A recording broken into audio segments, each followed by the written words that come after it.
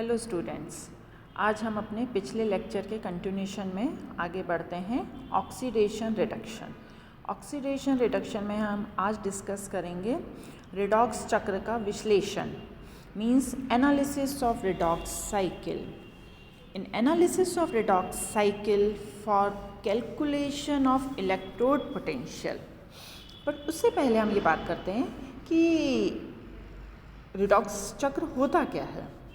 Redox चक्र वो चक्र है, वो साइकिल है जिसमें किसी मेटल की उसके आयनों में ऑक्सीकरण के समय निकलने वाली एनर्जी, ऑक्सीडेशन होगा तो एनर्जी निकलेगी ऑब्वियसली, तो निकलने वाली एनर्जी Q, यानी कि इस प्रक्रम में एंथैल्पी परिवर्तन,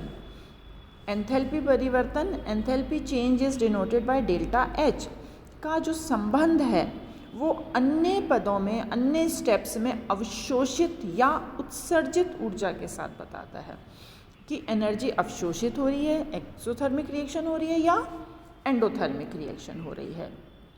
यदि कोई प्रजाति जल में अनस्टेबल है या उसका साम्य, उसका जो इक्विलिब्रियम है वो बहुत धीरे गति से स्थापित होता है, बहुत धीरे प्राप्त होता है, या किसी अन्य रीज़न से E0 के प्रैक्टिकल मेथड से जो निर्धारण है, प्रैक्टिकल मेथड से जो उसका स्टेप डिसाइड होना है उसमें कठिनाई हो रही है, तो रिडॉक्स साइकिल की सहायता से E0 की थियोरेटिकल कैलकुलेशन इजीली हो जाती है। और ये साइकिल जो हम बात कर रहे हैं रिडॉक्स साइकिल की, ये साइकिल E0 के मानों के आवर्ती क्रम को समझाने के लिए, समझने के लिए बहुत ही सहायक होता है, बहुत ही हेल्पफुल होता है।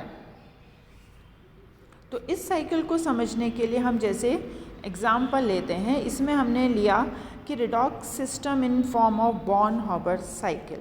बॉर्न हाबर साइकिल में हम इस तरीके से देख रहे हैं कि हमने एक मेटल को हाइड्रेशन किया जिसमें कि मेटल सॉलिड फॉर्म में कन्वर्ट हो रहा है एंड H+ एक्वस फॉर्म में कन्वर्ट हो रहा है। यही conversion of MS to M+ aqueous form में कन्वर्जन करने के लिए इन एक्वस सॉल्यूशन में be considered in a series of steps which can be represented in the following manner. इस तरीके से ये देखिए, इस मैनर में ये हो रहा है। फर्स्ट स्टेप में M सॉलिड कन्वर्ट हुआ मेटल गैसेस स्टेट में, देन गैसेस स्टेट से कन्वर्ट हुआ ये metal ion, then metal ion convert हुआ इसमें मेटल आयन एक्वस फॉर्म में इंक्लूडिंग डेल्टा H। यहाँ we know that Q1 is total heat evolve in the process, delta HS is enthalpy of summation, IEM is ionization energy and delta H hydration is heat of hydration। इसी क्रम में हम आगे चलते हैं तो हमने एक और एग्जाम्पल लिया, like metal for the conversion of H2 gases into H+ aqueous we can draw the this following Born Haber cycle. Here Q2 is total heat evolved in the process, delta H is heat of dissociation of hydrogen, IEH is ionization energy and delta H hydration is heat of hydration। By combining both the cycle together we can calculate the total energy Q1 plus Q2 used in reduction of metal in this process। हम दोनों को इसमें cumulative energy निकाल सकते हैं, total energy Q1 plus Q2। Now from Gibbs equation we know that delta G0 is equals to minus EF E0। Here N is number of electrons involved, F is Faraday constant, value है 96.5 kilo joule पर मोल। Thus the total energy Q1 plus Q2 can be correlated with the standard free energy of reaction Q1 plus Q2 is equals to delta G0 is equals to minus NFE0. So electrode potential E0 can be calculated thermodynamically using above redox cycle. The above reaction reveals that the reduction of metal ion will proceed spontaneously if the value of E0 is positive. That means Q1 plus Q2 is negative.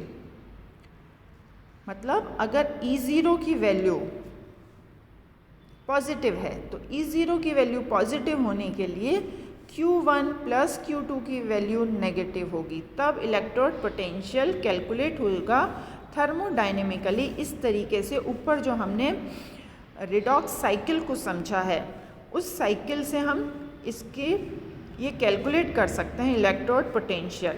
और reduction, metal का reduction proceed हो रहा है spontaneously अगर E0 की value positive है। That means automatically है, अपने आप है कि जब E0 की वैल्यू पॉजिटिव है तो Q1 प्लस Q2 नेगेटिव होगा। तो इस तरीके से हम किसी भी धातु के उसके आयन में ऑक्सीडेशन के समय आए एंथैल्पी चेंज की सहायता से E0 के मान में आए चेंज को आसानी से समझ सकते हैं कि एंथैल्पी चेंज हुई तो E0 की जो वैल्यूज़ हैं E0 की वैल्यूज़ भी चेंज होंगी। अब इस एनालिसिस से क्या कंक्लूजन निकलता है? ये कंक्लूजन निकलता है कि एक पीरियड में परमाणु संख्या बढ़ने की दिशा में आयनन ऊर्जा, आयनिक एनर्जी भी बढ़ती है और आयनन ऊर्जा बढ़ने से E0 के मान में कमी आती है। सो एक पीरियड में लेफ़्ट टू राइट की ओर चलते हैं तो E0 का मान कम होता है। First point. सेकंड पॉइंट, किसी एलिमेंट में किसी तत्व की ऑक्सीकरण अवस्था बढ़ने पर E0 का मान घटता है। राइट। थर्ड पॉइंट, एक संक्रमण श्रृंखला में, एक ट्रांजिशन सीरीज में S और I दोनों ही परमाणु संख्या बढ़ने की दिशा में बढ़ते हैं। जैसे जैसे एटॉमिक नंबर बढ़ता जाता है वैसे वैसे S की वैल्यू, वैसे वैसे I की वैल्यू बढ़ती जाती है, जिसके कारण पीरियड में E0 का मान कम होता जाता है।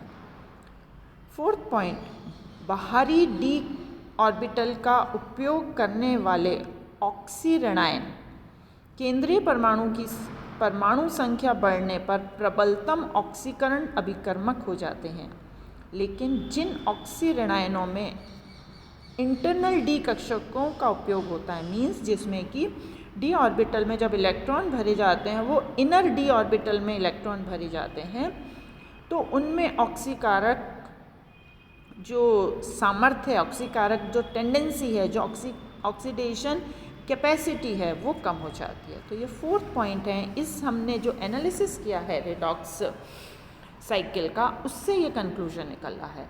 क्या क्या कंक्लूजन निकले हैं एक बार रिपीट करते हैं।